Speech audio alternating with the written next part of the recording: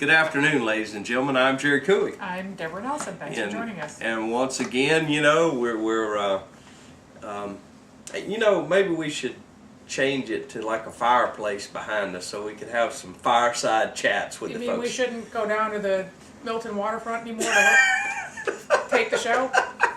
Yeah, at the exclusive two-story. Russell Harbor Landing. Yeah, our two-story TV facility that we have the there. complex. Well, folks, we're glad that you've invited us into your living room. MediaCom, Channel 26, from 4:30 to 5 every Saturday. Tell your friends, tell your neighbors, send them an email, send notice on Facebook. Let them, Twitter, do your Twitter updates. You don't need any more outlets. No, right now I have enough outlets of communication. Yeah. Give me a laptop and an email system, and I can stay busy for a while. One of the first things that we want to talk about, we want to set this up a little bit, and look, folks, here's my 2 cents worth. When you run for office, there are requirements that you have to meet. There are state requirements, there are county requirements, there are city requirements, and if you're running for anything in the federal government, there are federal requirements. This whole situation and the topic is about where Barack Hussein Obama was born at.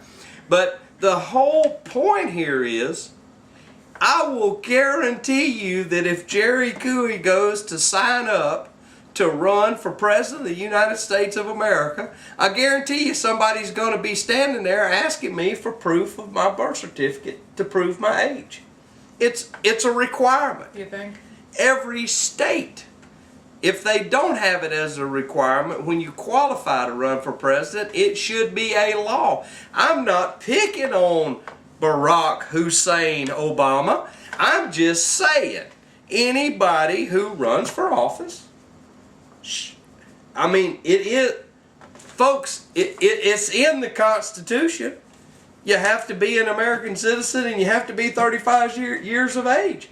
The only way to prove it is with a birth certificate. And we've played games and we've played games. Since Barack Hussein Obama was elected, there have been a few states that have changed their law to force the production of a birth certificate, which I think is the right thing to do. I can't say it enough. It's in the Constitution. Hi, I'm Barack Hussein Obama. I'm here to run for president. Oh, you don't need that document. I'm of age. I'm an American citizen. Sign me up. We should not operate that way. And first and foremost, to all the elections people that might watch this show, do your job. When somebody runs for office and there's qualifications for that office, make sure they're fulfilled before you allow their name to be printed. We could have all of this would have been ended if we'd have had anybody with a backbone at federal, for the federal elections. If anybody would have had a backbone and said, no, we're not going to print your name on the ballot unless you produce a birth certificate. I'm not picking on you. I'm just saying, I told you so. How many times for me does it make it for me? Told me so on what? I told you so that he had his birth certificate. And and let's get into that now. Let me just say this too. The other thing is what the Constitution actually says is a natural-born American citizen. Right. It's a current interpretation that means you were physically born in the U.S. To me, that means you have at least one parent. Right, and there are 2 arguments on that. I mean, there's military overseas families who have their children overseas. Well, sure. So theoretically, those kids can't become president. But one of the swirling things around this that didn't want to seem to go away is the grandmother that said publicly that he was born in Africa. That just didn't seem to go away. But there were at least 2 newspaper announcements. I mean. Plus Yeah, the short form was released. See, this is, folks, this is what I have to deal with. Plus the state of no, this is. I mean, it was silly. The state of Hawaii had said we have it on file. The state of Hawaii. I can go down to the clerk of courts in Santa Rosa County, right, and on a sheet of paper write down, I think write down best boy is a jerk and sign my name to it, and I can have that certified as a public record. right. The fact that after all this time somebody all of a sudden produces a document, I'm still not sold on the idea. Well, I think, and this is actually one of Best Boy's opinions, is that I think Obama deliberately held it back because it was turning the opposition into a joke, and that was that played to the Democrats, his party's benefit. It played to their benefit. I mean, they look ridiculous now. And here's the bottom line with me, and I know folks are out there. I was listening to a radio program while I was driving here. The elite Republicans, the elite Democrats, the elite think tank people, they're just throwing rocks at Donald Trump right now. He has just upset the apple cart. Well, I'm going to say this, folks. I know a few things about Donald Trump, but one thing that I know most assuredly, had it not have been for Donald Trump's insistence on seeing this document right here, you and I would have never seen a copy of it. Whether we believe this is real or not is beside the point. This document would have never been brought forward if it hadn't have been him every time a microphone was shoved in his face questioning this. And and Barack Hussein Obama today was calling, he referred to Donald Trump as a carnival barker. Well, I seem to recall, whether you love or hate Donald Trump, I seem to recall Rosie O'Donnell picking on Mr. Trump one time. And for 6 months, he made it his business to mash her like a bug, and he did a pretty good job of it. She wasn't the president, though. She's not the president. I mean, he came out and said, "Oh, you won't believe what we found." He was hinting around, and he was turning it into a show. And like I said, I think they just had this, and they were waiting for the right, politically the right time, which is, that's fine. They're not the ones that brought it up to begin with. The right time to say, well, here it is. See, I told you so. Right. Yeah. Well, here's what I have to say about it, ladies and gentlemen. I do have a piece of paper. It does have some information on it. I don't see a fingerprint. My birth certificate, it had my feet inked on it. Yeah. Now, see, not every state does that. Mine does not have that. I believe that one. Here's the other thing. It's got proof positive that it's me. Is you said you could go down and have anything certified. You could also, if you could go down to whatever the Office of Records in every county, get somebody's birth certificate, you could also apply for a mortgage in their name, you could apply for a credit card in their name, et cetera, et cetera, et cetera. I mean, it should be a little bit hard to get somebody's birth certificate. Well, they purposely chose your president, the one that you voted for. Folks, I just love saying that. The fellow that you voted for, Barack Hussein Obama. Did you see the opposition? Barack Hussein Obama, the one that you voted for. Again, I can't say that enough. Why wait all this time? I just told you my opinion, because I think they waited because they made them look like idiots. They said, all right, you want to make an issue out of this? We're gonna let you foment and really look stupid and get Orly Tates up there and so on and so forth. Well, that's and then at the right moment, ta-da! Here it is. That's certainly your opinion. My opinion is simply because they withheld this document all this time, I'm not convinced that's a legitimate. Well, here's the thing is nobody demanded. John McCain's birth certificate. Apparently he was born in Panama, which is outside of the United States. I am certain that John McCain has a birth certificate. I am certain Sarah Palin had a birth certificate. But my point is, if he's got a birth certificate and he was born in a Panamanian hospital, then it raises the exact same issue as has been leveled against President Obama. I sure don't, it does. How? Sure. Because he was born of America. His parents were citizens. That's what I'm saying to you. The point of these birthers is, if you're born physically outside of the United States, then you constitutionally you are not eligible to run for president. Which means if John McCain was born, regardless of his parents, that's what they're saying. Doesn't matter what your parents are. That's what the birthers have said. That's not why they wanted the birth certificate. That's not what I'm saying. I'm saying because Obama's had an American parent. That's my opinion. That's what natural born means. Is if you have an American parent, you're an American. I'm saying the Constitution. Yeah, but irregardless of this person. It's not clear where he was actually born at, though. Who? Obama? Yeah. According to the state of Hawaii, he was born. Yeah. Okay. I think that they have the name of the hospital on here somewhere. Yeah, they do. Kapi'olani Maternity and Gynecological Hospital. Well, it's look, it's just funny. On. It's just funny to me that it takes all this time for it to show up. But then, if John McCain was born in Panama, is he eligible? By the same logic, is he eligible to run for president? His parents were citizens, born to U.S. citizens. Obama's parent was a citizen. One was a citizen. What? So what? You have to have them both? What? It doesn't count if it's just one? You're saying? That's how the Swiss run it. And that's a huge constitutional argument that goes on right now. If yes. That says nothing about whether it's one or the other parents. Just one of them counts. Huh? It doesn't say anything about it in the Constitution. It's open to interpretation. Let me express one more opinion then. Barack Hussein Obama is not qualified to be the water boy on my T-ball team. All right. I can end all this argument for you. He's not qualified to do anything. Do you really want to talk about his predecessor's qualifications? We have other things to move on to. He is not qualified to do anything. He's not shown that he's accomplished anything. But that's your opinion. It is my opinion, and it's my TV show, so I can express it. It is, and you can vote against.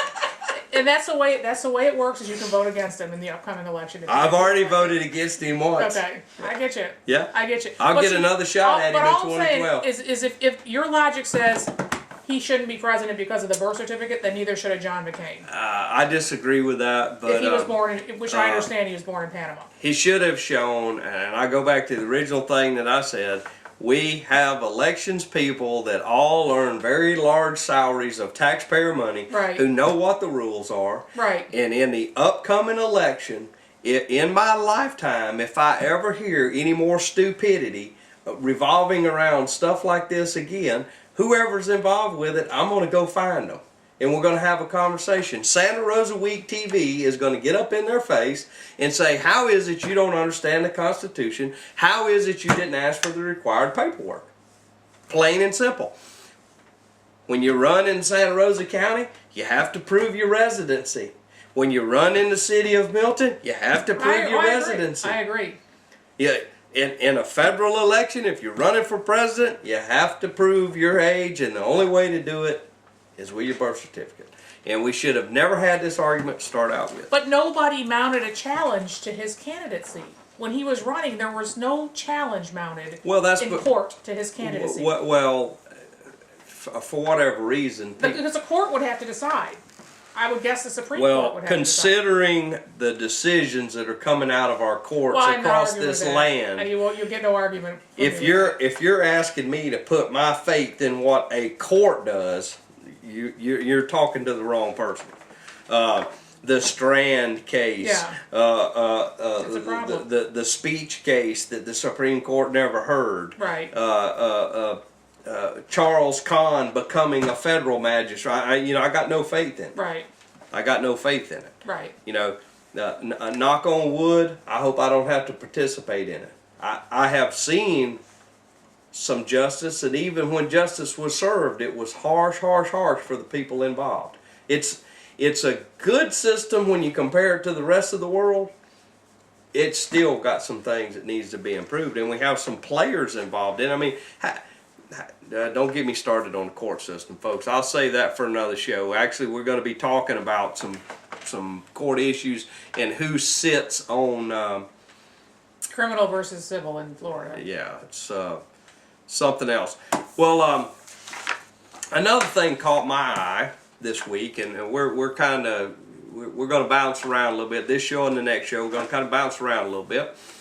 But Deborah, as you know, I am a firm believer of the First Amendment. Like the Constitution. Got the Constitution right here. The PC is with us. Rides in my truck everywhere I go, and normally is in my pocket in every meeting I go to, because periodically we have pointed head politicians who don't understand that I have the right of free speech. So I've had to read it a few times. But an issue came up in the city of Pensacola. Now, folks, you all have seen these employees. They work for companies. They have a big sign on a stick, and they're usually on at street corners, and they wave their signs, and they try to entice people to come to whichever business they're working for. And city of Pensacola decided that, well, we don't want them standing on our property while they're doing that. And so they passed an ordinance, and they made it a crime. Now, from a personal standpoint, I'm tickled to death when I see anyone who has a job that seems to be as happy as some of those people are. Yeah. Standing in the sun for 12 hours a day. I'm sure that's not a pleasant swinging job. a sign around, just smiling and dancing and having a good time. They're employed. Right. They're not asking for a handout. Right. They're feeding themselves, potentially taking care of their families. It's entertaining. And absolutely, it's entertaining. It breaks up the monotony while I'm waiting for the light to change. Well, and we do have, I mean, we have the Bible shouters out there too. Right. And granted, they're not selling something specifically. They're selling salvation. Yeah, well, yeah. They'd like you to contribute to their church, Right. I'm sure, too. But now, you know, the city of Pensacola put the word out, you know, here's the ordinance, and they got with the city police, you know. Well, the folks that were doing this kind of job, they continued to do that kind of job. Well, apparently they went to Mr. Eddie Ball. He's one of the sign twirlers, as they call him. And they warned him a couple times, and then they wrote him a citation.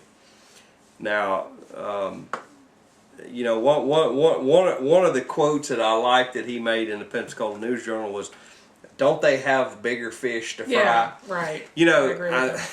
They certainly do. we got pension problems, we Yeah. got employee problems, we got taxation problems, We got $90 million down the toilet, down at the waterfront. we got overspending problems. We got a park that we promised the world for and won't have anything but one baseball some park in magic it. beans, the show. You know, the list of other things that should be a priority, and yet they're going to hassle this guy. But remember, they hassled the ice guy too because Right. people thought it was, I don't know, they didn't like the way the ice.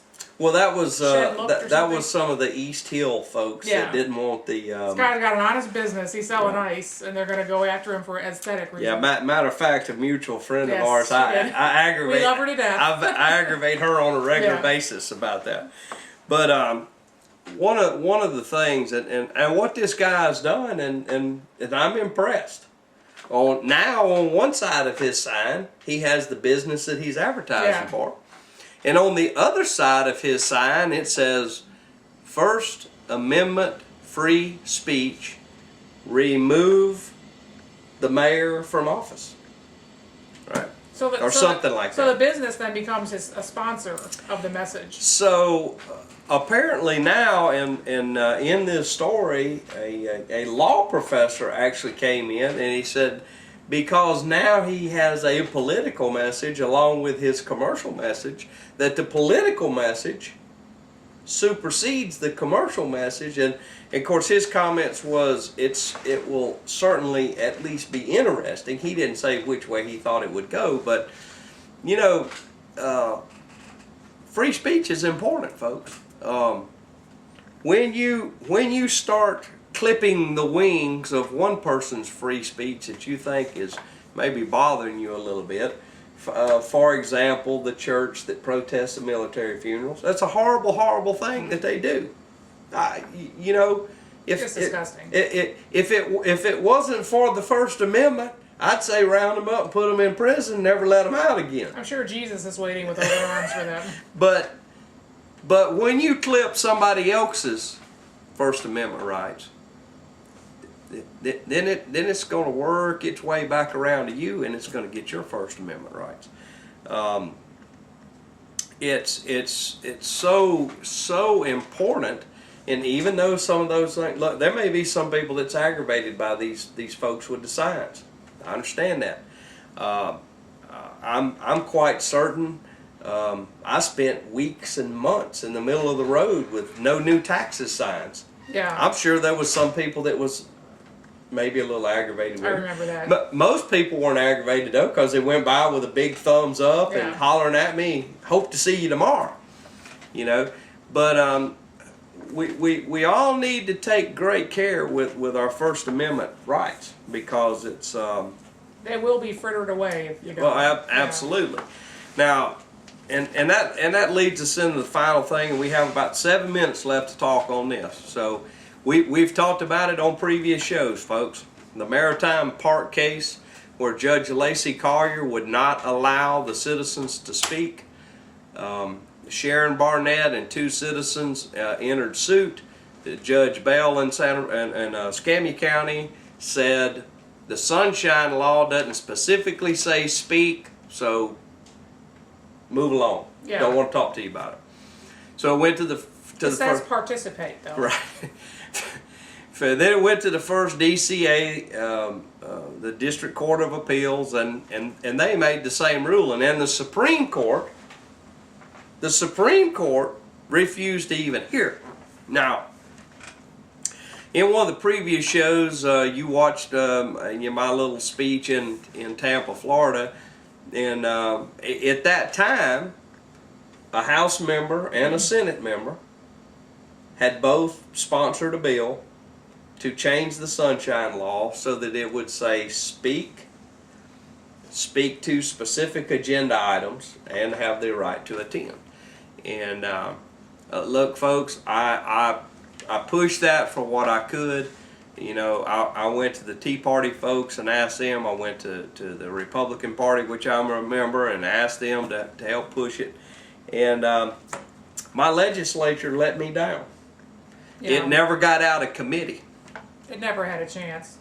Well, no, None of them want it. The elected officials that we have today don't want to hear from you and I, folks. So here's what we've started, and we're gonna see how it works out. It is my belief, and look, I'm gonna tell you, I am no fan of constitutional amendments, but when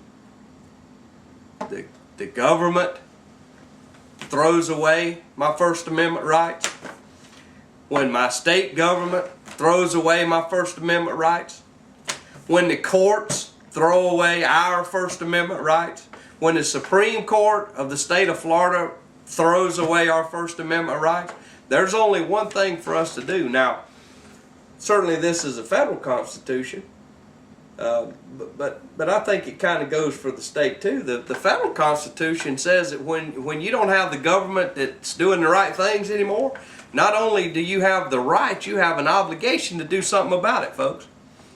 I think you've learned by now that myself and Deborah, we don't just sit around and complain that we don't like things. We take action. So we're going to take action, folks.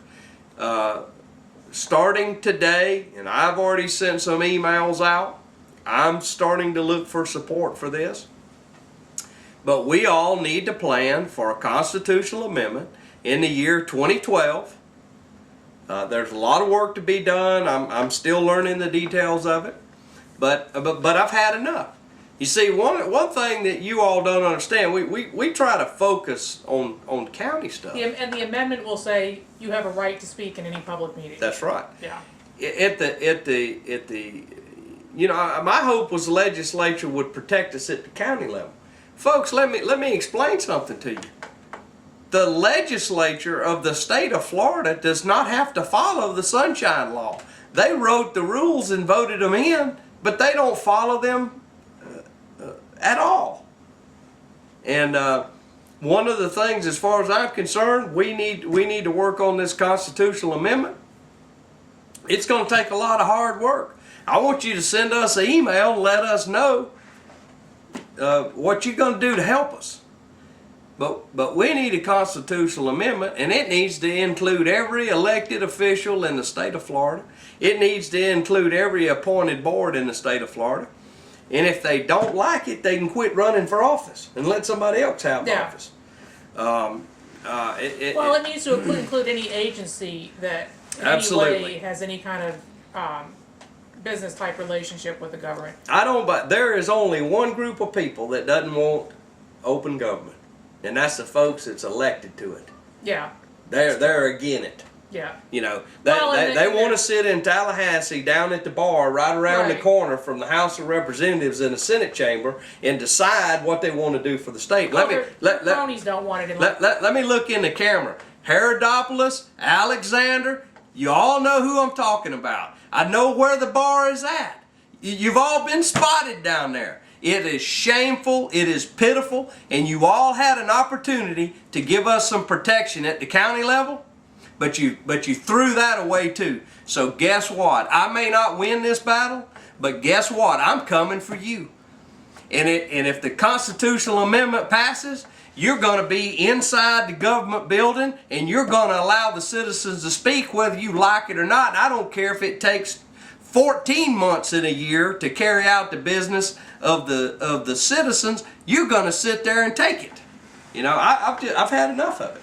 It is absolutely ridiculous when the people that are making the laws thumb their noses at us that have to live by the laws. Yeah. And well, it's outrageous you can't speak during the state legislative processes. They had a major change in a bill this week that they allowed one speaker 90 seconds. It's ridiculous, yeah. One speaker, 90 seconds. Folks, I'm sick and tired of it. I'm telling you right now that there is absolutely nothing more important than the issue of you having the right to speak and to speak to agenda items at the city level, at the county level, at the state level. There is nothing more important. I don't want to hear about welfare reform or pension reform or what we're going to do with it. None of it's important compared to this. Because folks, without the right of free speech, we have nothing. Well, let me emphasize, that's sometimes the only chance you get to confront them on the record where they're forced to respond on the record. That's right. The newspapers are not going to cover it. That's right. It's not going to happen. That's the only chance to confront them. It is absolutely, folks, it is up to us. I have hoped, I have wished, I have prodded, I have gently suggested, I have asked, I have pleaded, and it's all falling on deaf ears. And as far as I'm concerned, folks, we need to take this right arm right here, and we need to start on one side of Tallahassee, and we need to rake every last one of them off the table to the other side until we get a group of people up there that understand it.